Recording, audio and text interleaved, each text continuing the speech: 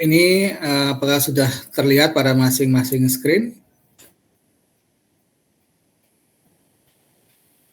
Sudah terlihat, Pak. Sudah ya. Baik, kita lanjutkan ke pembahasan materi berikutnya. Bahwa dari 6 fungsi utama pada sistem integumen yaitu adalah memberikan fungsi proteksi. Fungsi proteksi ini meliputi fungsi proteksi terhadap ancaman fisik, kimia, dan biologi. Ancaman fisik adalah berupa material fisik dan juga berupa mekanik. Material fisik seperti adanya radiasi sinar ultraviolet. Dan ancaman mekanik itu berupa adanya tekanan, tarikan, dan gesekan. Sehingga kulit kita dalam setiap kali kita bergerak, setiap kali kita melakukan suatu aktivitas, jaringan kulit kita akan bisa menyesuaikan perubahan yang ada. Karena memang pada kondisi normal kita tidak merasakan adanya permasalahan pada kulit kita, karena kulit kita normal, ya, di mana kulit kita mampu beradaptasi terhadap perubahan mekanis.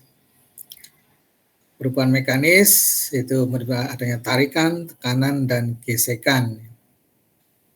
Ketika kita bergerak, ya, maka akan sebagian kulit akan mengalami tarikan, ya, sebagian akan mengalami penekanan, dan sebagian juga akan terjadi pergesekan. Karena adanya perubahan pada kondisi lingkungan yang berbeda, ya, maka kulit juga harus bisa beradaptasi terhadap perubahan mekanis tersebut. Nah, supaya kulit bisa beradaptasi terhadap ancaman mekanis, supaya kulit bisa beradaptasi terhadap perubahan mekanis ini, maka kulit harus memiliki sifat yang elastis. Sifat elastis ini merupakan sifat viskoelastis. Jadi kulit memiliki sifat viskoelastis. Ini sebagian merupakan bagian dari nanti akan kita bahas tentang beberapa komponen yang bisa membuat kulit memiliki kemampuan beradaptasi terhadap perubahan mekanis tersebut. Kemudian dikenal sebagai skin mechanical property. Beberapa komponen yang ada di dalam kulit sehingga kulit mampu beradaptasi terhadap perubahan mekanis. Adanya kulit mampu beradaptasi terhadap perubahan mekanis merupakan sifat kulit yang bersifat viskoelastis. Dikatakan viskoelastis karena kulit memiliki sifat yang viskos dan juga elastis. Nanti akan kita bahas lebih jauh tentang bagaimana proses viskoelastis ini. Ada beberapa jaringan yang bertanggung jawab atau berperan dalam memberikan sifat viskoelastis pada jaringan integumen. Dilihat dari serabut-serabutnya, jaringan integumen itu jaringan kulit utamanya tersusun dari serabut elastin dan serabut kolagen. Dua serabut ini merupakan serabut yang cukup penting agar kulit memiliki sifat viskoelastis ini. Di mana serabut ini nanti akan keduanya akan memberikan peranan ketika kulit harus beradaptasi terhadap perubahan mekanis. Serabut kolagen ini merupakan suatu anyaman serabut yang menyusun dalam jaringan kulit, yang tersusun dalam jaringan kulit, di mana para serabut kolagen ini banyak mengandung proteoglikan. Mana dengan adanya proteoglikan ini, kulit akan bisa menyerap atau menangkap atau bisa mengandung beberapa molekul yang cukup penting, yaitu pada 3 macam asam amino yang tersusun menjadi proteoglikan ini, yaitu glisin, prolin, dan hidroksiprolin.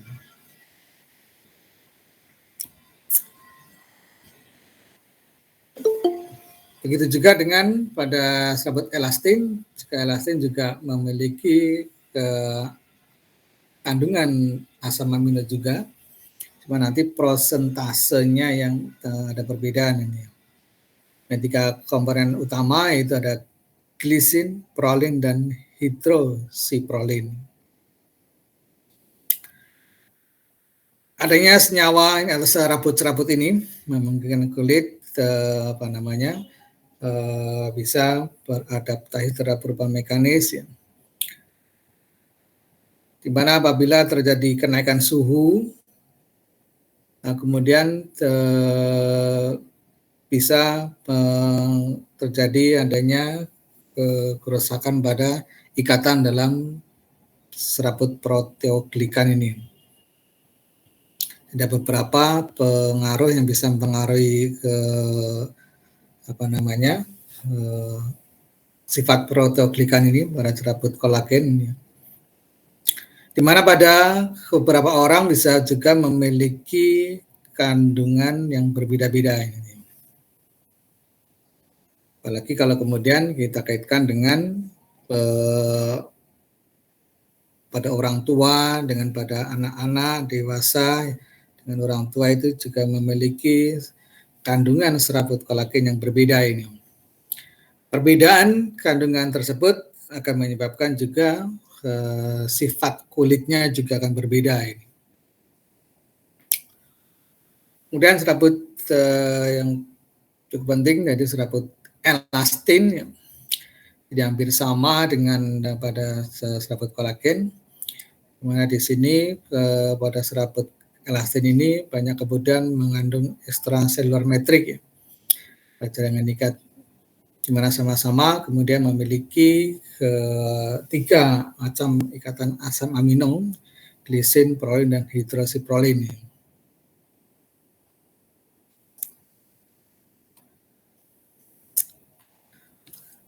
Beberapa jaringan lunak di dalam tubuh kita pun juga tersusun oleh serabut tersebut. Jadi misalkan pada daerah tendon juga merupakan suatu jaringan yang mengandung kolagen dan elastin, di mana kita lihat kadar kolagen pada tendon itu lebih tinggi dibandingkan pada elastin ini. Dan ligamen, ya. Ligamen kandungan kolagen sedikit lebih rendah dibandingkan pada tendon, tapi pada kandungan elastinnya lebih tinggi. Dan kulit, yang maksud juga aorta, dan kulit kita ini memiliki kandungan kolagen sekitar 60-80% dan juga serabut elastin ini. Nah, perbedaan ini juga akan memberikan sifat jaringan tersebut. Itu pada tendon dibandingkan dengan kulit, ya. Tendon memiliki serabut kolagen yang lebih banyak dibandingkan dengan kulit, akan tetapi serabut elastinnya lebih sedikit, ya. Karena tendon di sini memiliki kekuatan yang lebih memang dibutuhkan untuk kekuatannya, ya, sehingga kelenturannya itu berkurang, ya, dibandingkan dengan kulit. Ya pula dengan adanya elastin ini juga menunjukkan kadar air yang bisa diserap oleh jaringan tersebut juga berbeda, ya. Sementara pada artikel kartilago ini hampir tidak terdapat elastin, karena pada kolagen lebih pada artikel kartilago ini lebih banyak dibutuhkan untuk bisa beradaptasi terhadap tekanan ini, sehingga dibutuhkan sangat kekuatan yang lebih tinggi dibandingkan dengan kulit ini.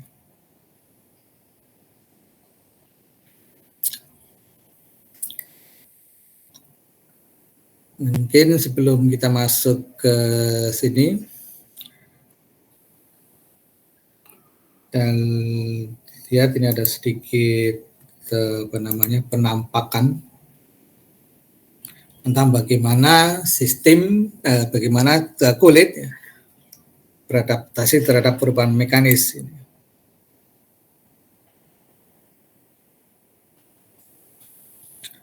Ketika kulit kita itu dikaji ke dalam, ya dilihat ke dalam jaringannya, dilihat sampai struktur molekul yang ada di dalam kulit, dibelah, dibuka, ya. Ini terlihat ya, tampilannya video ini terlihat nggak ya pada masing-masing screen? Terlihat. Lihat ya. Sudah ada. Oh, sudah Pak. Oh, yakin? Yakin sudah ada? Ada ya? Ada yang belum Suaranya terlihat? belum masuk, Pak. Suara saya, oh ini tidak ada suaranya hanya ilustrasi musik aja yang saya matikan supaya tidak mengganggu ini. Ya, dengarkan suara saya saja ya, supaya nanti tidak terganggu suaranya ini. Ketika kulit diambil, diangkat ya, dikupas itu, ada beberapa tersusun dari beberapa jaringan ya, artinya jaringan yang mengandung kolagen dan elastin ini. Ketika diambil, diangkat, ya, lihat di sini struktur jaringan ini membentuk suatu anyaman tertentu. Dengan adanya anyaman seperti ini membentuk suatu struktur di dalam kulit, sehingga kemudian ke kulit kita lihat di sini ya, beberapa dari mikroskopi terlihat beberapa anyaman serabutnya yang tersusun dari 3 asam amino tadi ya, varin, glisin, dan hidroksiprolin ini. Dengan adanya anyaman seperti ini memungkinkan kulit mampu beradaptasi terhadap perubahan mekanis, yaitu tarikan, tekanan, dan gesekan.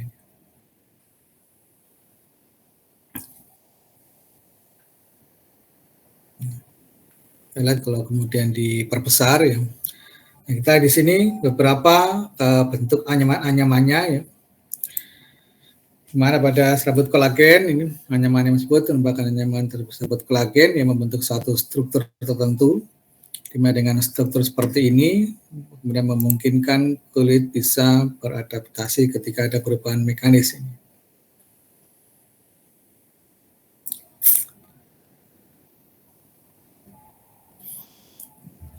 Nah, ini membentuk kalau di struktur bangunan ya, kemudian kulit itu kuat ketika ditarik, kita ambil kulitnya, kalau kita mengambil kulitnya ke atas, ke bawah, kemudian kita lakukan gesekan ke kanan dan ke kiri, ya, akan terjadi perubahan pada serabut-serabut kolagen tersebut.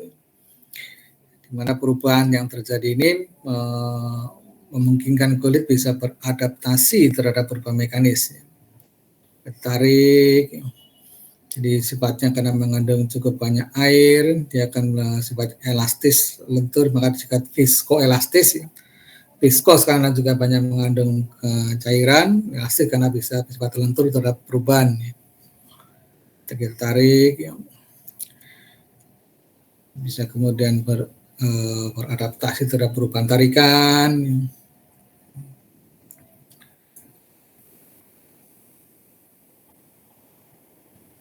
Ya, ilustrasinya kalau kita melihat seperti struktur bangunan dengan adanya serabut-serabut tersebut ketika terjadi tarikan dan gesekan ya, kemudian kulit bisa mendistribusikan beban tarikan yang ada ya, sehingga kemudian kulit mampu beradaptasi terhadap perubahan mekanis tersebut. Dan kita lihat di sini, ini yang putih ini adalah tendon ya. Tendon ya, jadi mungkin bisa ditambahkan teman-teman kurang banyak. Kita lihat ya, tendonnya bergerak ke arah sesuai dengan gerakannya ya. Di mana di sini terlihat bahwa adanya struktur seperti ini juga memungkinkan tendon bisa bebas bergerak. Karena ketika kita berkontraksi, ketika otot kita berkontraksi, maka struktur otot di bawah kulit dia akan mengalami pergesekan. Ya. Ketika kadang terulur, kemudian berkontraksi memendek, sehingga akan terjadi pergeseran terjadi gerakan pergeseran pada tendon, ya. Di mana gerakan tersebut normalnya itu tidak mendapatkan restriksi dari jaringan kulit. Sehingga memang dikatakan kulit normal apabila memang memungkinkan struktur jaringan di bawah kulit bisa bergerak di bawah kulit. Jadi kulit kita itu normalnya ya, kulit kita bisa bergerak di atas jaringan yang ada di bawahnya. Begitu juga jaringan di bawah kulit juga bisa bebas bergerak di bawah kulit. Karena ada struktur seperti ini ya, pada kondisi normal memungkinkan tendon bisa sliding di bawah kulit, bergeser di bawah kulit. Kita tidak merasakan hambatan karena kulit kita normal ya. Demikian juga kulit kita pun juga bisa bergerak sliding di atas jaringan yang ada di bawahnya ya. Sehingga kalau di bawahnya itu otot ya, kulit kita bisa bebas bergerak sliding ya. Begitu juga ototnya juga bisa bebas bergerak di bawah kulit. Karena dengan adanya struktur jaringan seperti itu memungkinkan ya, kulit itu bisa kita tarik ya, bisa bebas bisa bebas sliding, ditarik ke atas ya. Kita tarik nih serabut kolagennya ya, dia akan beradaptasi terhadap perubahan mekanis seperti itu, dari tekan, kemudian ketika bergerak, bergeser ya. Struktur jaringan seperti itu sangat kuat, lentur dan kuat ya. Karena lentur dan kuat sehingga memungkinkan beradaptasi terhadap perubahan mekanis ya. Ya. Kita lihat bisa kita kulit pada pembuntangan ini masing-masing orang bisa berbeda kondisinya kulitnya. Mana memungkinkan dengan adanya struktur seperti itu kulit kita itu bisa bebas bergerak ketika ditarik ke atas, kemudian bergeser. Begitu juga ketika otot-otot ataupun tendon di bawah kulit dia bisa bebas bergerak di bawah kulit.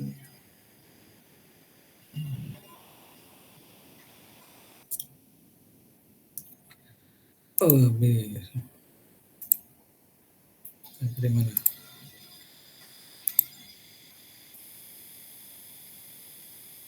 Ya, sehingga dengan ada struktur serabut kolagen dan elastin seperti itu yang membentuk suatu struktur tertentu dengan anyaman seperti itu memungkinkan kulit bisa beradaptasi terhadap perubahan mekanis ya, sehingga kulit bisa bergerak di atas jaringan di bawahnya.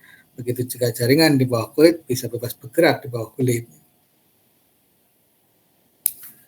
Kulit ketika terjadi tarikan pun juga akan mengalami beberapa perubahan ya.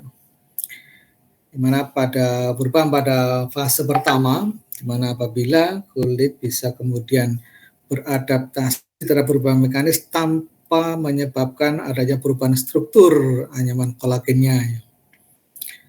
Ya, kulit bisa normal ya, memang kita lakukan pada fase pertama karena beberapa banyak pun perubahan yang terjadi tidak menyebabkan kerusakan pada perubahan pada struktur kolagennya.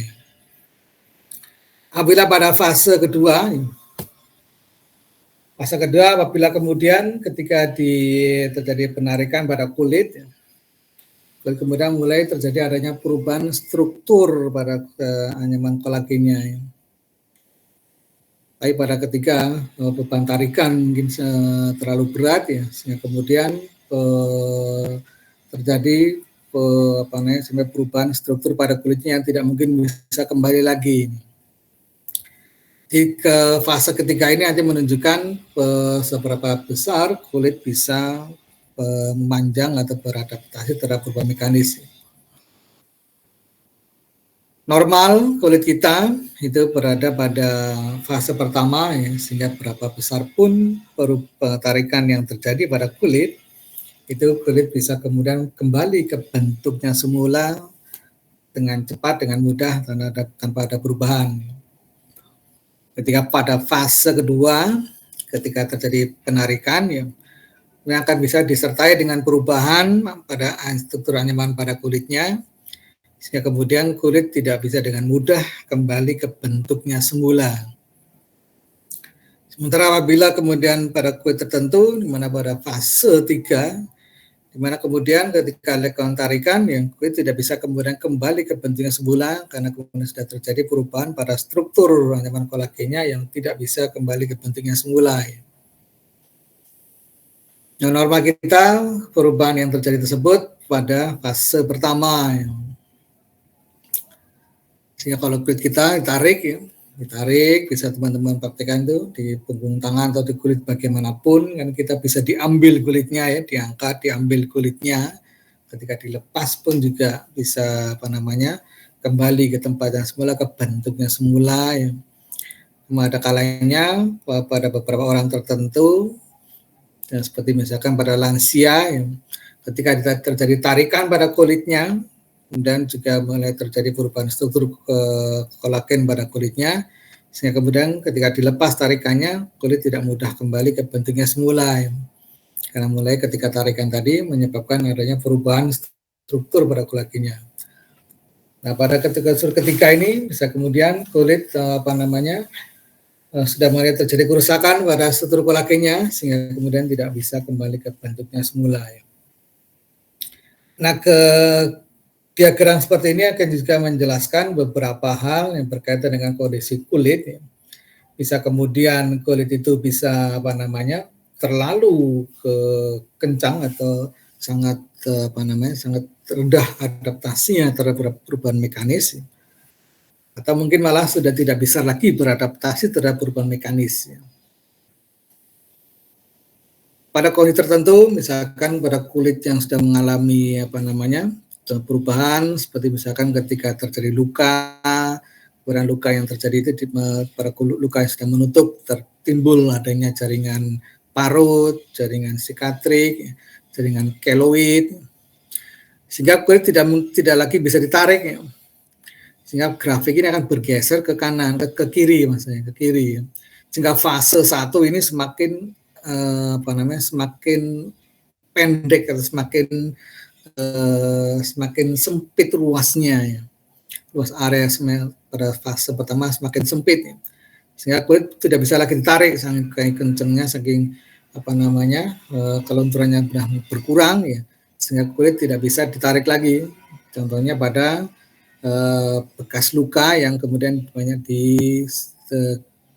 terjadi atau ditumbuhi jaringan keloid atau jaringan parut, sehingga kulit tidak bisa ditarik lagi ya. Ke normal kita kan kulit bisa diambil, ditarik ya. Pada jaringan ketika terjadi jaringan parut, ketika terjadi jaringan keloid, hiperkeloid, maka kulit tidak bisa dengan mudah ditarik ya. Sehingga fase 1 ini semakin sempit areanya. Karena fase 1 itu kan kulit masih bisa memanjang, memendek tanpa terjadi perubahan. Sementara pada kasus seperti tadi, pada adanya hiperkeloid, tumbuhan keloid, bekas luka ya, itu fase 1 semakin sempit ya, sehingga tidak terjadi penarikan pada kulitnya ya. Yang normal ketika terjadi ketika terjadi tarikan pada kulit akan bisa beradaptasi, bisa memanjang. Pada kasus adanya hiperkeloid, ada tumbuhan sikatrik, keloid, itu kulit tidak bisa dilakukan penarikan ya. Atau juga pada lansia, pada orang tua, ini semakin luas area pada fase 2 dan 3 ya. Nah, kalau kita maka kemarin ya PR-nya itu kan salah satunya harus ada lansianya untuk bisa mengetahui perubahan kulitnya. Pada lansia ketika terjadi tarikan ya, kulit tadi tidak bisa dengan mudah kembali ke bentuknya semula. Dia membutuhkan waktu yang cukup lama ya, dengan beban tarikan yang sama antara orang muda dengan orang tua, itu perubahannya berbeda ya. Pada orang muda kan area pada fase pertama masih cukup luas ya, sehingga tarikan yang terjadi ketika dilepaskan tarikannya, kulit bisa kemudian kembali ke bentuknya semula tanpa ada perubahan. Tapi pada lansia, pada orang tua, ya fase 2 dan 3 semakin luas ya. Sehingga ketika kita lakukan tarikan dengan beban tarikan yang sama dengan yang muda, kulit pada orang tua tidak mudah bisa kembali ke bentuknya semula ya. Karena sudah mulai terjadi ada perubahan pada struktur kolagennya ya. Ini bisa kita lihat perbandingannya kalau dilihat dari morfologinya ya. Perubahan kulit pada usia muda antara 20-30 tahun, 30-40 tahun sampai kemudian menuju ke lansia. Memang di sini sudah mulai terjadi adanya perubahan jumlah ikatan kolagennya. Ya. Adanya perubahan pada jumlah ikatan kolagennya ini juga akan menentukan seberapa banyak kulit mampu menyerap ikatan air atau molekul air atau H2O. Ya. Sehingga sifat viskoelastisnya pun juga akan berkurang. Ya. Kan normal kulit kita memiliki sifat viskoelastis yang bagus apabila memang kadar airnya cukup, jumlah serabut kolagennya cukup, ya. Sehingga akan memiliki sifat viskoelastis yang cukup juga. Ya. Nah, pada semakin bertambahnya usia, karena kemudian nyaman serabut kolagennya semakin berkurang, maka kemampuan menyerap air atau molekul H2O pada jaringan kulit itu semakin menurun ya, sehingga itu akan menurunkan sifat viskoelastis kulitnya. Sehingga demikian maka terjadi perubahan seperti yang di grafik di sini ya. Nah, ketika terjadi tarikan, kulit tidak karena viskoelastisnya berkurang, maka ketika terjadi tarikan akan terjadi perubahan pada kulitnya yang tidak mudah untuk bisa kembali ke bentuknya semula. Ya.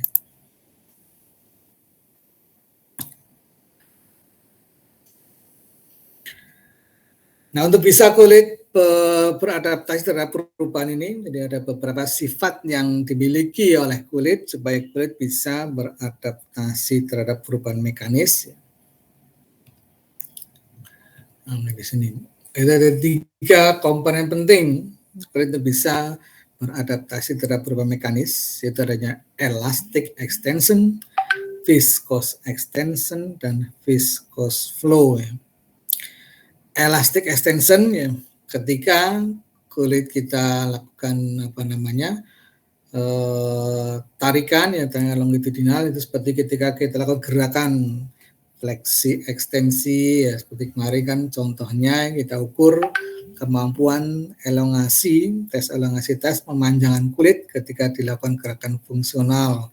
Ketika kita lakukan gerakan fleksi, misalkan pada gerakan fleksi palmar flexibris ya, flexibilis akan terjadi penarikan pada kulit bagian punggung tangan atau bagian dorsal tangan. Nah, ini kan kulit bisa memanjang memanjang seperti yang dibutuhkan panjangnya, itu merupakan komponen elastic extension. Nah, kulit mampu memanjang ketika terjadi tarikan ya, yang searah longitudinal searah dengan serabut kulitnya ya. Contohnya pada gerakan fleksi arm atau namanya palmar flexi arm ya. Ketika kita lakukan gerakan palmar flexi wrist, maka kulit pada bagian dorsal, pada bagian punggung tangan akan terjadi penarikan ya. Normal kulit bisa memanjang sedemikian panjang yang dibutuhkan ya, jadi bisa memanjang seperti yang dibutuhkan ya, sehingga memungkinkan gerakan fleksi wrist tanpa adanya hambatan ya. Kulit kita normal karena kulit kita tidak merasakan ada hambatan ketika terjadi penarikan pada kulit pada gerakan fleksi wrist misalkan ya. Itu merupakan bentuk dari elastic extension ya. Selain itu juga kulit juga bisa kemudian tidak hanya memanjang dan memendek aja kulitnya, tapi juga kulit juga bisa terjadi gesekan ya, gesekan baik itu ke arah lateral maupun ke arah jadi tidak ke arah longitudinal ya. Contohnya ketika kulit kita diangkat ke atas atau ketika kulit kita digeser ke lateral yang tidak searah dengan serabut kulitnya ya. Itu merupakan kulit terhadap perubahan akibat tarikan yang cross seksional atau viscous extension. Contoh seperti ketika kulit kita diambil ya, diangkat, nah itu nanti ada kita bisa lihat tesnya nanti ya. Dengan viscous extension ini, ketika penarikan dari tersebut, kulit mampu kembali ke bentuknya semula tanpa adanya perubahan. Ada sifat viscous extension ya. Namun ketika kulit kita juga bisa beradaptasi terhadap perubahan tekanan. Nah, ketika ada tekanan, kulit bisa mendistribusikan jaringan viskos di bawah kulit secara merata. Begitu juga ketika dilepas tarikannya, kulit jaringan viskos tersebut juga bisa kembali ke bentuknya, ke tempatnya semula, ke bentuknya semula tanpa adanya perubahan. Yang merupakan sifat kulit mampu beradaptasi terhadap perubahan tekanan atau dengan viscous flow. Viskos, nah, kulit bisa flow kan aliran dari jaringan viskos di bawah kulit ketika ditekan maka bisa mendistribusikan atau terjadi aliran atau pergerakan pada jaringan viskos di bawah kulit. Ketika kemudian tekanan dilepaskan, nah kemudian bisa kembali jaringan viskos itu bisa kembali ke bentuknya semula, ke tempatnya semula. Jadi seperti balon yang diisi air mungkin ya, jaringan kulit kita kan juga sebagian besar juga banyak terdapat air, memiliki kandungan air yang cukup, sehingga dengan ada air tersebut membuat jaringan kulit bersifat viskos atau kenyal ya. Jadi seperti spons ini kenyal kan ya, semakin banyak kandung airnya ya, berarti semakin kenyal kulitnya. Nah, ketika ditekan, maka jaringan viskos yang berada di bawah kulit bisa kemudian mengalir merata untuk bisa meratakan beban tekanan. Begitu juga ketika tekanan diangkat dilepaskan, nah kemudian jaringan viskos yang berada di bawah kulit bisa kemudian kembali ke bentuknya semula. Nah, sehingga ketiga sifat ketika komponen di kulit akan membentuk tiga sifat ini, yaitu memiliki sifatnya elastic extension, mampu beradaptasi terhadap perubahan tarikan, viscous extension, dan mampu beradaptasi terhadap perubahan tarikan ke arah cross seksional, kemudian juga memiliki sifat viscous flow, mampu beradaptasi ketika terjadi penekanan. Ketika kita melakukan gerakan fungsional, ketiga hal ini bisa terjadi bersamaan, mungkin pada area yang berbeda ya. Contohnya ketika kita lakukan gerakan palmar flexi brace ya, maka kulit pada bagian dorsal akan terjadi penarikan. Ya, kulit bagian dorsal akan beradaptasi dengan adanya elastic extension ya. Sementara kulit pada bagian palmar itu akan mengalami penekanan. Ada tekanan pada kulit, kemudian dia akan mendistribusikan jaringan viskos. Kulit pada bagian palmar akan mengalami viscous flow. Nah, begitu sebaliknya juga ya, ketika terjadi gerakan, semua komponen ini akan terjadi ketika terjadi gerakan fungsional. Kita tidak merasakan adanya permasalahan, tidak merasakan adanya hambatan, karena memang kulit kita normal. Namun ketika mungkin terjadi adanya perubahan pada jaringan kulit, yang kemudian bisa menyebabkan terjadinya perubahan pada mechanical property di bawah kulit, sehingga sifat viskoelastisnya kulit juga akan berubah, sehingga akan juga merubah sifat elastic extension, viscous extension, dan viscous flow-nya.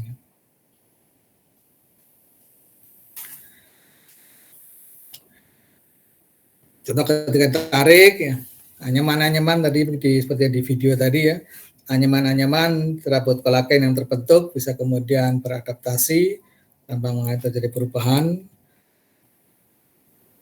Dan ketika terjadi kita tarik ke arah cross seksional, ya, kemudian dilepaskan, dia akan bisa kembali ke bentuknya semula. Kemudian ketika viscous flow, ini contoh seperti ketika ditekan kulitnya, ya, kulit kita normal ketika ditekan, kulit kita pun bisa mendistribusikan jaringan viscous di bawah kulit. Ya. Ketika tekanan dilepaskan, maka kemudian jaringan viscous bisa kembali ke bentuknya semula.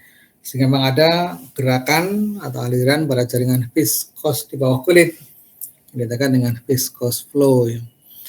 Gangguan-gangguan yang terjadi seperti pada elastic extension, ya, ketika terjadi misalkan ada luka atau ada bekas luka pada daerah kulit, ya, misalnya pada daerah punggung tangan, ada bekas luka di daerah punggung tangan, maka ketika terjadi gerakan palmar flexibris, ya, kulit yang bekas luka tersebut pada bagian dorsal tersebut mungkin tidak cukup untuk bisa memanjang seperti yang dibutuhkan, ya, karena kemampuan elastic extensionnya dia menurun, ya. Menurun sehingga tidak bisa memanjang sejauh mana yang dibutuhkan.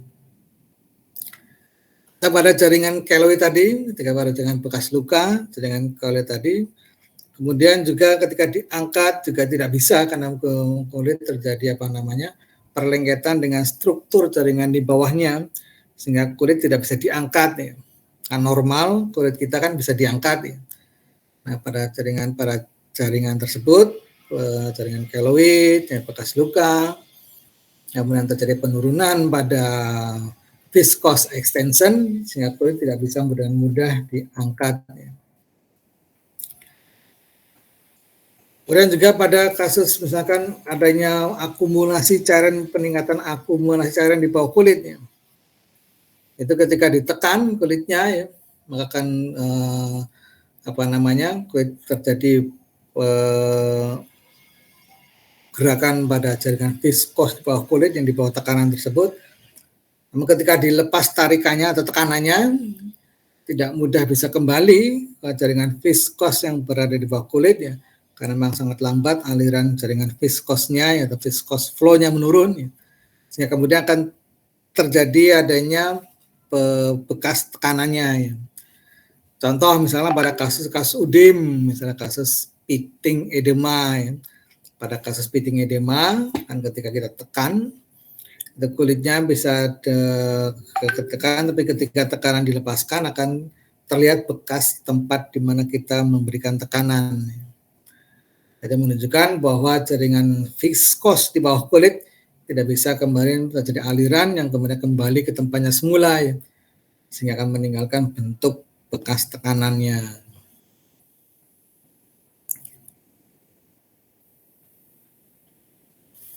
Ketiga, komponen yang cukup penting ketika kita menilai bahwa kulit masih dikatakan normal, masih memiliki mechanical property yang normal, karena memang jaringan kulit memiliki ketiga mechanical property, yaitu elastic extension, viscous extension, dan viscous flow. Sampai di sini bisa dipahami atau mungkin ada yang ingin ditanyakan? Kalau mau bertanya bisa langsung raise hand atau mungkin ngechat di ruang chat room itu, ya. Mas Zulfikar, silakan. Oke Pak, izin bertanya Pak. Bagaimana pendapat Bapak itu tentang statement menunda penuaan diri itu Pak?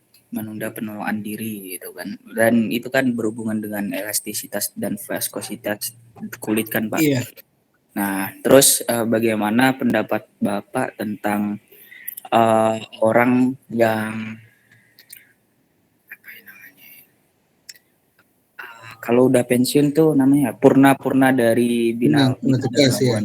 Ya purna tugas dari tentara atau apa gitu kayak Pak, kan ototnya udah kebentuk gitu Pak. kenapa ketika dia udah umur di atas bisa dikatakan tua dan tidak produktif itu dia kulitnya masih bagus dan masih terbentuk otot perutnya dan lain-lainnya itu.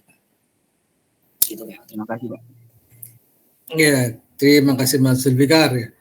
Pertanyaan yang sangat bagus ya. Memang pada beberapa orang bisa mengalami perbedaan dalam komponen mechanical property ini, sehingga sifat kelenturan kulitnya pun juga berbeda. Misalkan tadi pada lansia, yang sebenarnya apa sih yang terjadi pada lansia, pada kulit lansia ya? Pada kulit lansia memang terjadi sudah terjadi penurunan jumlah serabut kolagennya. Cuma dengan menurunnya jumlah serabut kolagennya ini, maka ikatan asam amino yang ada dalam jaringan kulit pun juga akan menurun ya. Polin, bisin, hidroksipolin ya. Di mana komponen ini sama pada hidroksipolin ini bisa mengikat atau menangkap atau menyerap molekul air. Sehingga apabila jumlah kolagen pada kulit kita normal, maka kadar air di dalam kulit kita pun juga normal. Sehingga sifat kulitnya kita seperti yang Anda rasakan ini yang masih muda ya, karena kulitnya normal, kadar airnya juga normal ya. Sehingga kulitnya akan seperti itu.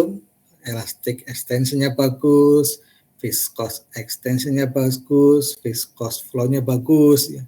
Kelihatan lentur, ya, elastis, lentur.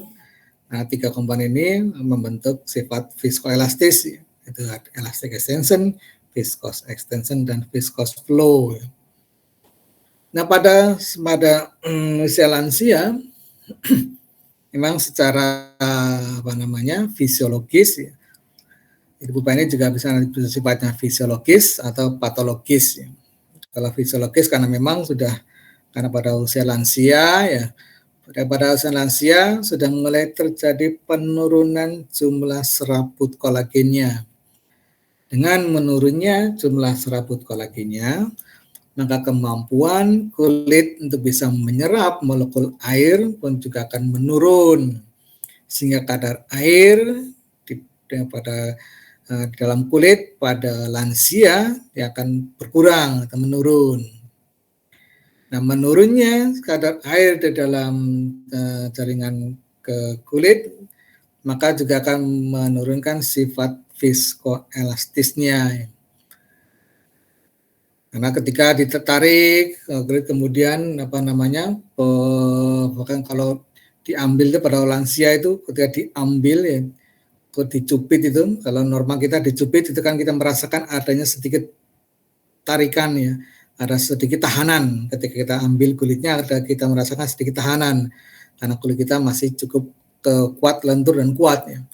Sementara pada lansia karena sudah menurun serabut kolagennya, kadar air juga menurun, maka ketika diambil itu akan mudah sekali. Jadi bisa diambil, diangkat kulitnya ya. Bisa sampai lebih tinggi, kulitnya bisa diambil, dan ketika dilepaskan tarikannya, itu kulit pun juga tidak mudah bisa kembali ke bentuknya semula. Dia akan membutuhkan waktu beberapa lama untuk bisa kembali ke bentuknya semula.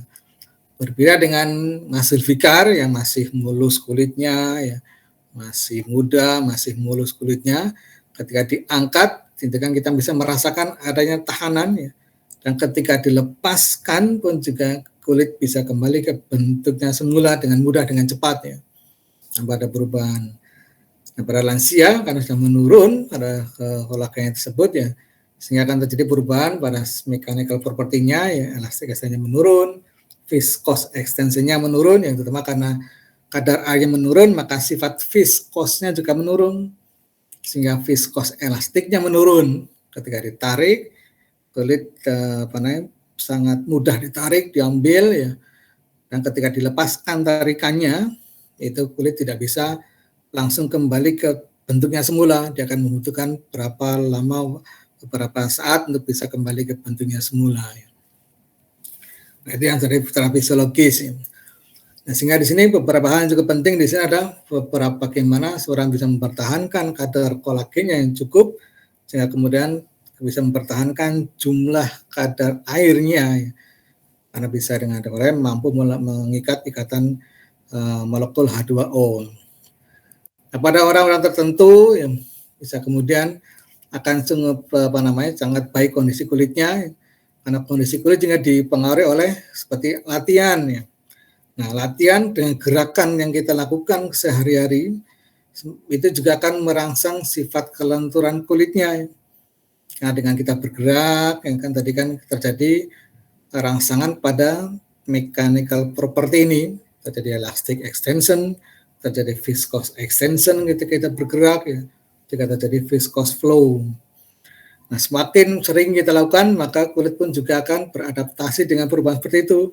Maka apabila semakin sering terjadi, maka kemudian kulit pun juga akan semakin mampu beradaptasi terhadap perubahan tekanan. Nah, pada orang-orang yang olahragawan, yang suka berolahraga, karena banyak terjadi gerakan pada kulitnya, jadi pada gerakan, sehingga elastic extension akan sering terangsang, viscous extension-nya juga terangsang, viscous flow-nya juga sering terangsang, ya, sehingga dia akan bisa mampu mempertahankan kadar olahraganya cukup baik, ya, sehingga walaupun dia sudah menginjak pada usia yang lebih tua, kadang kemudian kontur kulitnya masih bagus, ya, karena memang bisa mempertahankan jumlah kadar kolagennya, sehingga juga kadar airnya dia cukup bagus, sehingga sifat elastic extension, viscous extension, dan viscous flow-nya bisa dipertahankan. Ya. Sehingga memang pada makanan sini pentingnya juga olahraga ya, terhadap kesehatan kulit. Olahraga juga cukup penting untuk kesehatan kulit. Ya. Nah, dengan kita banyak berolahraga, maka pada kulit akan terjadi rangsangan-rangsangan mechanical property-nya, elastic extension-nya, ya. Karena dengan kita bergerak kan banyak nih yang gerakan fleksi ekstensi berkali-kali. Ya. Nah, gerakan-gerakan yang kita lakukan ini akan merangsang mechanical property di kulitnya, dan merangsang elastic extension, viscous extension, dan viscous flow. Semakin sering rangsangan terjadi, maka kulit akan semakin bisa beradaptasi terhadap perubahan seperti itu. Nah, sehingga akan mempertahankan sifat viscous elastis kulitnya. Nah, sehingga maka dikatakan kalau awet muda kulitnya, ya, olahraga salah satunya, ya, olahraga juga memberikan mempertahankan kesehatan kulit. Maksud juga kalau orang bilang mungkin di wajah ya, bisa disana untuk selalu sering tersenyum. Karena ketika kita banyak tersenyum ya akan terjadi gerakan pada otot-otot wajah. Gerakan pada otot wajah juga akan terjadi gerakan rangsangan mekanik pada kulitnya. Ketika kita tersenyum, berbicara, sering ngomong, tersenyum, nah, ini kan juga akan terjadi rangsangan pada mechanical property di kulitnya. Nah, dengan semakin sering rangsangan ini terjadi, maka juga akan kemampuan kulit dalam beradaptasi juga akan semakin baik, sehingga kemudian sifat viscous elastisnya bisa dipertahankan lebih baik. Ya. Yang dikatakan maka orang mungkin sering teman-teman mendengar ya, supaya awet muda seringlah tersenyum. Ya.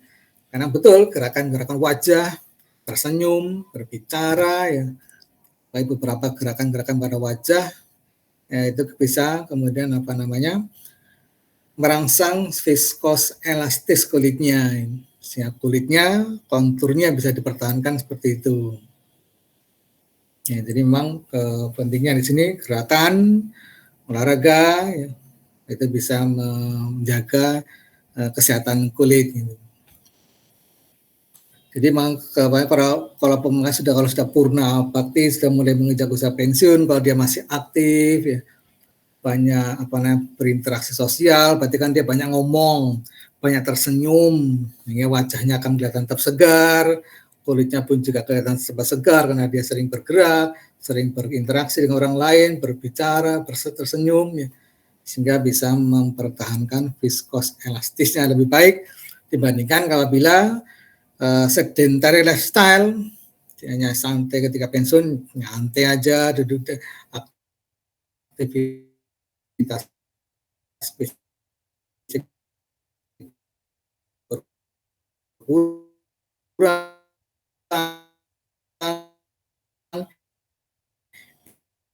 interaksi sosial yang orang juga berkurang. Ya gitu Mas Fikar ya. Sudah terjawab belum? Atau mungkin masih ada yang belum dipahami? J Pak. Terima kasih Pak. Ya, jadi kalau pengen tadi dikatakan pengen awet muda, ya tadi kalau awet muda banyak olahraga, banyak interaksi sosial. Dengan olahraga akan memberikan gerakan-gerakan pada anggota gerak, kemudian juga akan merangsang mechanical property di kulit kita, sehingga viscosity kulit kita akan terjaga dengan baik.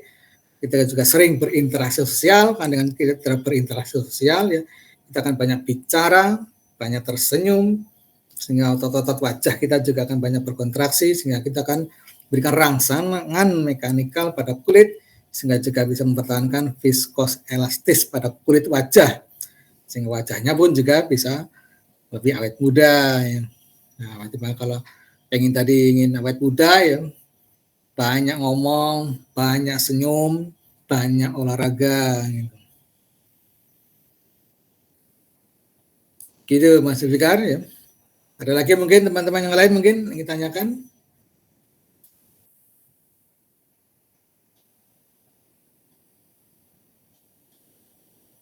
Ada yang resen atau mungkin mau chatting? Ahmada Norma Sinta. Silakan. Izin bertanya Pak. Tadi Ya, kan Bang. kayaknya membahas terkait ini ya Pak, kolagen ya untuk apa namanya Ya. kencangnya kulit, kemudian Ya. kenyalnya gitu. Kan banyak sekali itu yang di tempat saya bidan-bidan itu sering suntik vitamin C gitu Pak. Apakah itu mengaruhi untuk produksi kolagennya atau tidak ya Pak? Karena setelah disuntik vitamin C emang pertama glowing, yang kedua itu kayak kenyal dan terasa kayak kencang gitu Pak. Ya. Ya, pertanyaan bagus ya Mbak Ahmada. Ya, memang kadar kolagen, banyak sedikitnya kadar kolagen, banyak faktor yang mempengaruhi.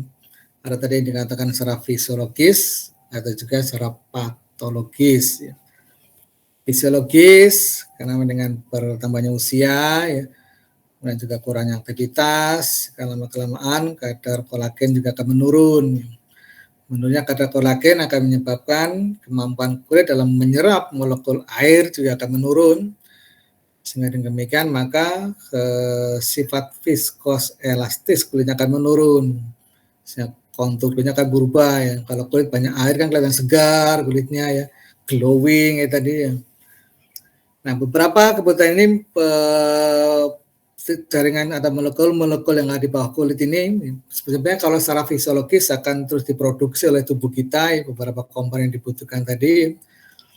Namun kadang juga ada beberapa yang membutuhkan adanya semacam suplemen ya, tambahan ya. Sehingga untuk mengurangi kekurangan zat-zat yang dibutuhkan di kulit, bisa juga dengan salah satu dengan kita tambahkan suplemen seperti yang dikatakan disuntik kolagen untuk vitamin tertentu ini ya. Nah, tujuannya memang untuk merangsang adanya penambahan molekul-molekul yang dibutuhkan untuk pembentukan serabut kolagen. Tapi kembali lagi juga pada sifat kemampuan metabolisme tubuhnya.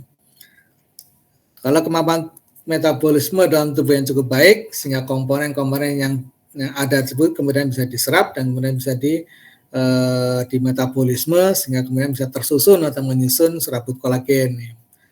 Tapi apabila kemampuan metabolismenya menurun, seberapa besar pun disuntik ya, dia tidak akan bisa kemudian merubahnya komponen yang ada itu, kemudian diserap kemudian untuk bisa menyusun molekul-molekul yang dibutuhkan untuk membentuk serabut kolagen. Sehingga juga relatif ya, kalau mungkin usia masih muda ya, memang sebenarnya kalau masih muda relatif masih metabolismenya masih cukup baik ya, sehingga ketika kita berikan suntikan seperti itu, tubuh masih mampu melakukan metabolisme untuk kemudian menyusun komponen-komponen, menambah penyusunan komponen-komponen yang dibutuhkan untuk pembentukan kolagen di kulit. Apabila memang metabolismenya sedang menurun ya, maka juga akan terjadi kemampuannya pun juga akan menurun ya. Memang kalau apabila kita tergantung dengan suntikan tadi, ya ketika suntik main bagus ya, tapi kan tidak bisa bertahan lama karena kan kemampuan metabolismenya juga sedang menurun ya. Sehingga Mas kita bisa dengan cara yang lebih normal ya, dengan cara tadi dari awal sering kita olahraga, sering berbicara, sering tersenyum, kita akan memberikan rangsangan mekanikal pada kulit kita sehingga akan secara fisiologis, secara natural akan bisa mempertahankan viskos elastis kulitnya ini. Ya, jadi beberapa hal mungkin masih bisa dengan penambahan suplemen, tapi juga pada beberapa orang tertentu mungkin kemampuan metabolisme tubuhnya menurun ya, seberapa besar pun ditambahkan juga tidak akan menambah komponen untuk bisa diserap menjadi serabut kolagen. Gitu Mbak Ahmada ya. Iya Pak. Mau feedback dulu boleh nggak Pak? Iya silakan Mbak Ahmada. Kan tadi Bapaknya bilang ibaratnya itu boleh kan ya Pak ya. Tapi saya pernah tanya sama Mbak saya juga, itu tuh kalau kelamaan itu bisa kena ginjal. Terus apakah emang kalau untuk suntik vitamin C itu dianjurkan atau diperbolehkan dengan dosis tertentu atau mungkin memang per bulan itu apakah boleh dilakukan gitu ya Pak? Ya kalau soal dosis mungkin ahlinya kan yang ahli yang lebih tahu ya. Kalau soal dosis memang tidak tahu berapa dosis yang dibutuhkan ya. Tapi secara prinsip memang perubahan metabolismenya seperti itu. Jadi ketika ditambahkan dengan suplemen tadi ya, ketika kita tubuh masih mampu mengolah metabolisme, maka kemudian bisa membantu penambahan penyusunan molekul yang dibutuhkan untuk pembentukan serabut kolagen. Pada kondisi tertentu ketika metabolisme sudah menurun ya, maka tidak bisa diurai ya, suplemen yang tadi sudah dimasukkan tidak bisa diurai oleh tubuh. Nah, ketika tidak bisa diurai oleh tubuh itu kan kemudian akan mengalir dalam tubuh dan disaring di ginjal ya. Karena semua semua material itu akan disaring di ginjal ya. Sehingga kemudian apabila kemudian sudah tidak bisa tubuh tidak mampu mengurai, maka kemudian akan tersaring di ginjal sehingga beban pada ginjal akan meningkat ya. Dan karena adanya tubuh tidak mampu lagi memetabolisme, tidak mampu lagi mengurai komponen yang disuntikkan tersebut ya, maka kemudian akan disaring oleh ginjal, masuk ginjal sehingga akan meningkatkan beban penyaringan pada ginjal. Ya tentunya kerja ginjal akan semakin berat ya. Ya tidak hanya seperti itu, beberapa makanan suplemen yang dikonsumsi kita pun ya ketika kita sistem metabolisme dalam tubuh kita sudah menurun ya, maka berapa banyak pun makanan, minuman atau mungkin suplemen atau mungkin zat yang disuntikkan itu tidak bisa dimetabolisme oleh tubuh sehingga kemampuan tubuh dalam mengurai komponen-komponen dalam makanan yang dimasukkan tersebut sudah menurun ya, sehingga kemudian akan disaring oleh ginjal. Nah, tidak bisa diurai, maka kemudian akan meningkatkan beban penyaringan di ginjal, ya, sehingga ginjal pun akan mengalami peningkatan beban penyaringan. Ya. Terus juga pada lansia itu sering sekali juga kayak lansia untuk menambah supaya mencegah kropos tulang, diberikan susu. Padahal tidak semua orang yang bisa kemudian mengurai susu yang dimasukkan tadi, sehingga kemudian bisa terkumpul di ginjal, pada kemudian bisa menjadi batu ginjal, batu empedu, ya, karena tidak bisa mengurai makanan yang dimasukkan tersebut. Ya, sehingga memang beberapa hal tadi akan lebih baik kalau memang bisa dilakukan secara alamiah ya. Karena kan cukup mudah dengan kita latihan, gerakan, interaksi sosial, kita akan membantu meningkatkan viskos elastis kulitnya ya. Dibandingkan dengan penambahan suplemen seperti itu, pada orang-orang tertentu yang sudah mulai mengalami penurunan kemampuan metabolismenya sehingga tidak bisa mengurai zat-zat yang dimasukkan ke dalam tubuh, sehingga kemudian zat tersebut akan meningkatkan beban penyaringan di ginjal ya. Sehingga akan semakin berat beban ginjal untuk melakukan proses penyaringannya itu. Ya gitu Mbak Ahmada ya. Baik Pak, terima kasih. Ya, jadi kalau bicara soal berapa banyak, saya tidak tahu karena saya juga bukan ahlinya ya. Kalau mau dosisnya berapa itu saya bukan ahli, jadi saya tidak tahu berapa banyak komponen tersebut dibutuhkan dalam tubuh ini. Ya, jadi saya tidak bisa menjawab yang kalau bicara dosis seperti itu, saya tidak bisa menjawab karena memang saya juga tidak tahu berapa, bukan ahlinya juga ya, karena juga itu bukan kompetensi kita juga. Nah, jadi yang bisa kita lakukan ya, sebenarnya kita bisa dengan cara mempertahankan viskos elastiknya dengan cara natural, cara normal, dengan gerakan, olahraga, interaksi sosial, banyak bicara, banyak tersenyum. Kita akan memberikan rangsangan pada kulit, meningkatkan viskos elastisnya. Ya. Gitu ya, Mbak Ahmada. Mohon maaf apabila tidak bisa menjawab semua pertanyaan Mbak Ahmada ya. Iya Pak, enggak apa-apa. Insya Allah sudah sangat cukup. Nanti kalau semua dosis dan lain sebagainya nanti ditanyakan ke dokter atau mungkin yang lebih prefer gitu. Iya, monggo silakan. Dan kompetensi kita pun juga ya mungkin baik untuk pengetahuan kita, tapi itu juga sebenarnya bukan untuk kompetensi utama kita ya, tapi boleh untuk sebagai pengetahuan kita ya. Silakan cari informasinya. Kalau pengen tahu silakan cari informasinya. Nah, bagi kita nanti yang penting bagaimana peran kita nanti ketika terjadi penurunan viskos elastis kulitnya. Nanti kita di dalam kita masuk ke kasus ya. Ada beberapa kasus yang kemudian menyebabkan terjadi penurunan viskos elastis kulitnya sehingga kemampuan kulit terhadap elastic extension, viskos flow-nya menurun sehingga kemudian kemampuan kulit dalam beradaptasi terhadap perubahan mekanis akan menurun sehingga kemudian bisa membatasi gerakan fungsionalnya, membatasi gerakan fisiologisnya. Contoh misalkan ketika ada luka pada daerah punggung tangan, kemudian luka tersebut kemudian terjadi pertumbuhan jaringan keloid ya, di mana sifat viskos elastis kulitnya menurun sehingga bisa kemudian membatasi gerakan fleksibris ya. Nah, inilah nanti menjadi peran kita bagaimana agar intervensi yang kita lakukan bisa meningkatkan viskos elastis kulitnya sehingga harapannya bisa meningkatkan kemampuan gerak fungsionalnya. Ya. Terbatasnya lingkup gerak sendi bisa karena memang struktur intraartikuler, periartikuler, ataupun struktur ekstraartikuler. Ya. Jadi misalkan pada bris bisa juga mengalami gambatan penurunan lingkup gerak sendi, bisa karena struktur intraartikuler, mungkin pada sendi di dalam sendi brisnya ada terjadi kerusakan pada struktur di dalam persendiannya, atau mungkin juga pada jaringan ototnya, pada ligamennya, atau pada tendonnya, atau pada struktur periartikuler ya. Ada pada ligamen pada sendi brisnya ya sehingga kemudian menyebabkan terbatasnya gerakan brisnya, atau pada struktur ekstraartikulernya. Ya. Nah, struktur ekstraartikuler ini salah satu ada kulit. Ya.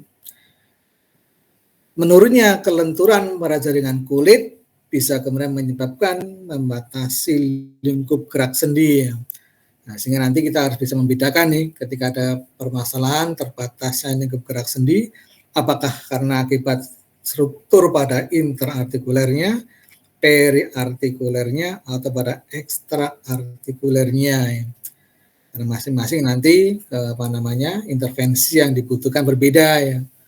Nah, kalau di kulit di integumen ini yang akan kita bahas ya, pada struktur ekstraartikulernya ada gangguan viskos elastis kulitnya, gangguan kelenturan pada kulitnya bisa kemudian membatasi lingkup gerak sendinya.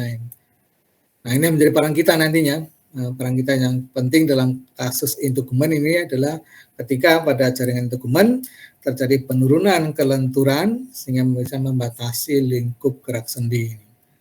Nah, ini menjadi kompetensi kita. Bagaimana kita mampu memberikan intervensi yang kita lakukan, mampu meningkatkan kelenturan kulitnya sehingga kemudian bisa mendapatkan gerak tanpa ada keterbatasan lingkup gerak sendi, bisa melakukan gerak tidak mengganggu gerakan fungsional.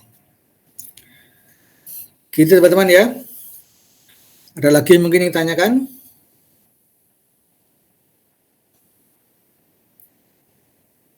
Ada mau resen atau nulis di chat room? Tidak ada. Oke, ada. Nanti kita lihat beberapa pemeriksaan ya. Kemarin kan kita pemeriksaan pada tes elongasi linear ya. Tes elongasi linear itu kita mengukur seberapa banyak kulit mampu memanjang ketika dilakukan gerakan fungsional. Seperti contohnya ketika dilakukan gerakan flexibris, kulit mampu memanjang berapa persen, berapa banyak. Apabila kemudian menurun, berarti bisa membatasi gerakan flexibris. Ya. Kemudian selain juga kita mengukur kemampuan memanjangnya, elastic extension atau pemanjangan elongasi linear ya, kita juga bisa mengukur perubahan pada viscous extension-nya. Nanti karena teman-teman yang tugas kemarin belum selesai ya, nanti sekalian dengan tugas berikutnya ya, bisa lakukan pengukuran dengan mengukur viscous extension-nya ini. Sebentar ya, lihat filenya yang mana nih ya.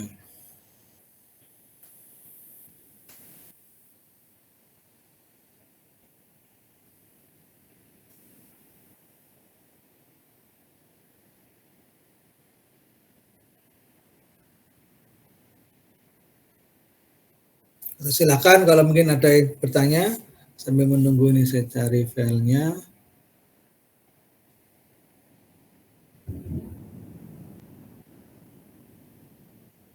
Mana ya kemarin ya?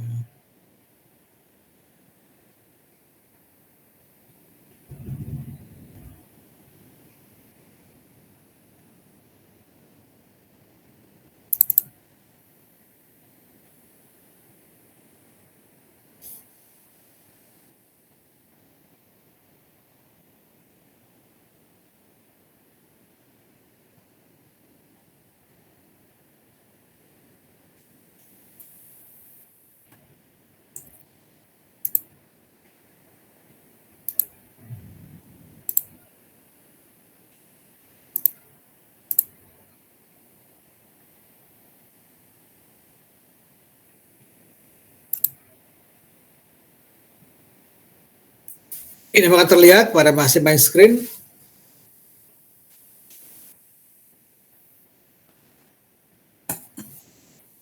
Sudah terlihat belum? Sudah, Pak. Sudah, Pak. Alhamdulillah.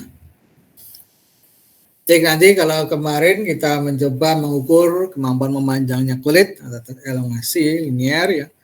Kita juga mengukur ke sifat kelengkapan tes kulit yang lain atau ada yang menyebutnya sebagai Turgor test ini. Kita dengan cara ya kulit pada daerah punggung tangan ya. Kita kulit pada punggung tangan kita cubit ya. Kita ambil ya kita dengan cara mengambilnya dengan cara menggunakan ibu jari dengan jari telunjuk. Diambil kulitnya, nah, kemudian diangkat kulitnya. Nah, diangkat sampai setinggi mungkin kita bisa diangkat tanpa menimbulkan keluhan. Ya. Jadi jangan sampai nyeri kalau terlalu sampai paksa sampai narik kan, kalau sampai nyeri berarti kan terlalu berlebihan nariknya ya. Jadi kita cubit kulitnya dengan menggunakan ibu jari dan jari telunjuk ke arah atas. Ya. Sampai batas mungkin sampai batas timbul tanpa adanya keluhan ya. Jadi tidak menimbulkan nyeri. Nah, ketika sudah kulit kita ambil kita angkat kemudian dipertahankan sekitar 5 detik ya.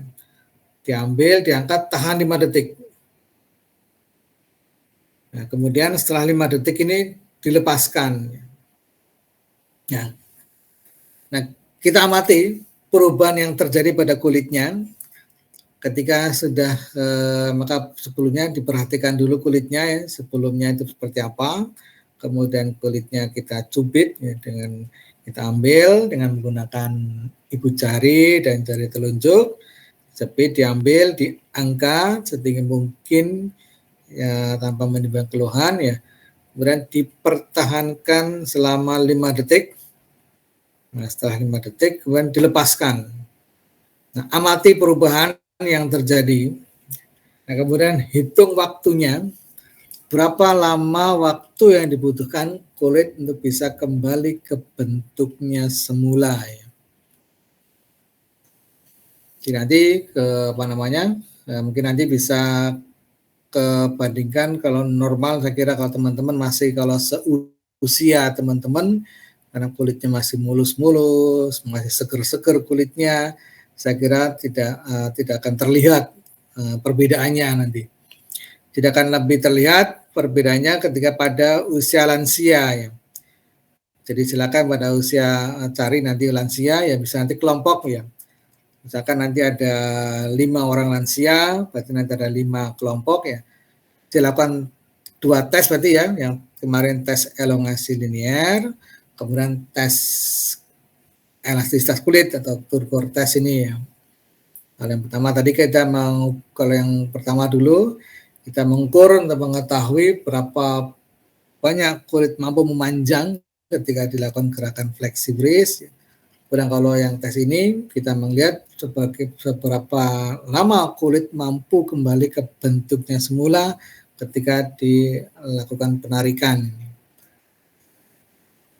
Nah nanti pada tes ini jadi pertama yang perlu diperhatikan, yang pertama tangan diposisikan senetral mungkin, senormal mungkin ya, dimana atau tangan serileks mungkin, dimana pada posisi datar, pada posisi mid posisi, tidak fleksibris ataupun ekstensibris ya, pada datar, kemudian tangan juga rileks ya. Rileks berarti di sini tidak ada kontraksi otot ya, sehingga tangannya disangga, di tangan jangan menggantung, tangan tersangga sehingga jari tangan tuh rileks ya. Rileks berarti memang tidak ada kontraksi otot. Ini supaya hasilnya nanti tidak bias ya. Rileks ya. Kemudian ketika tangan sudah rileks, pada daerah punggung tangan ya, atau bisa dengan di video. Ya, mungkin itu bisa mengetahui perubahannya karena nanti dibandingkan perubahannya antara sebelum ditarik kemudian ketika sudah kembali ketika ditarik kan kita lihat perubahannya ketika apakah sudah bisa kembali ke bentuknya semula, berarti kan kita harus bandingkan dengan kulit yang sebelumnya ya. Sebelumnya bagaimana, kemudian setelah ditarik berapa lama waktu dibutuhkan kulit untuk bisa kembali ke bentuknya semula. Maka nanti di video ya. Video nanti bisa lihat sebelum ditarik kita perhatikan kondisi kulitnya. Kemudian kita lakukan penarikan dengan cara mengambil kulitnya menggunakan ibu jari dan jari telunjuk. Dan diangkat setinggi mungkin tanpa adanya keluhan ya. Jika ditanya, sakit tidak Bu? Enggak, kalau enggak berarti masih bisa tarik ya. Kalau udah mulai sakit berarti udah batas belum sakit ya. Sampai setinggi itu penarikannya. Nah, ketika sudah ditarik ditahan selama 5 detik ya. Setelah 5 detik kemudian dilepaskan. Nah, ketika dilepaskan kita amati berapa waktu yang dibutuhkan untuk bisa kembali ke bentuknya semula. Jadi kita lihat, kita perhatikan perubahan pada kulitnya antara sebelum ditarik dengan setelah ditarik. Kita ditarik tadi, dia membutuhkan waktu berapa lama waktu untuk bisa dibutuhkan kembali ke bentuknya semula. Kemudian kita ukur ya dalam satuan detik ini sehingga nanti dalam prakteknya ini masing-masing orang bisa berbeda ini. Pada kelompok usia tertentu bahkan dengan usia yang sama bisa jadi kemudian kemampuan kulitnya bisa berbeda. Maka menarik nanti kalau ada beberapa lansia ya dengan usia dan mungkin bisa dengan cara kelompok, ada beberapa lansia, kalau ada 5 lansia berarti ada 5 kelompok nanti. Nah, kita amati perubahannya apakah ke-55 lansia ini juga sama perubahannya atau tidak ini. Kepada kelompok-kelompok sebelumnya ini bervariasi. Walaupun usianya sama, kadang juga kemampuan kulitnya bisa berbeda ini. Sehingga diukur nanti perbedaan itu bisa dilihat berapa waktu yang dibutuhkan untuk kulit bisa kembali ke bentuknya semula. Ya. Ya, sampai di sini bisa dipahami, teman-teman, atau mungkin ada yang ditanyakan?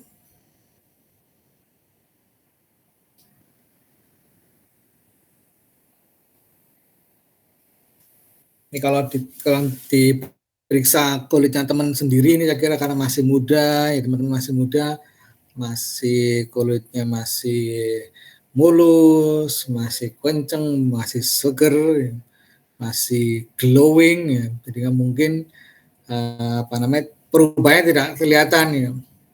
Karena akan lebih terlihat hasilnya nanti ketika yang kita lakukan pemeriksaan adalah pada lansia ini.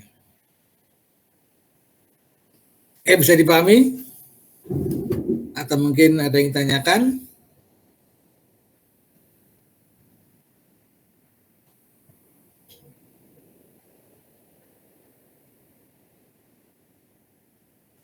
Sudah ada?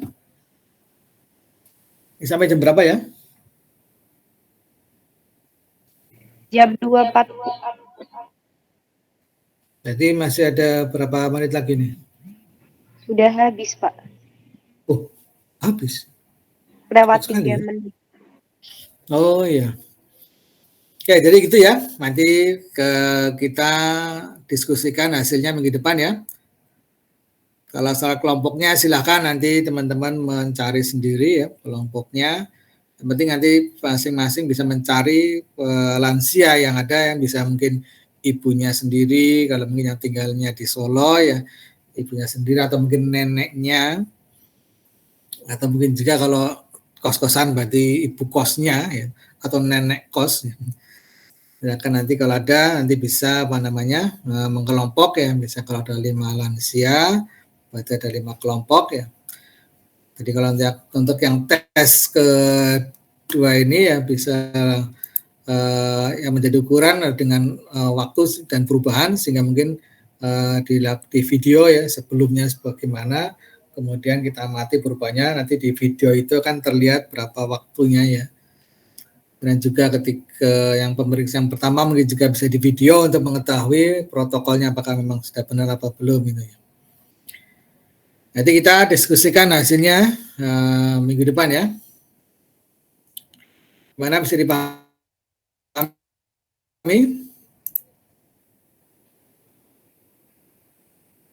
Oke, nggak ada yang tanyakan? Tidak ada. Oke, kalau udah ada, nanti soal kelompoknya silakan teman-teman berbagi ya. Saya tidak akan mengaturnya, silakan diatur sendiri ya.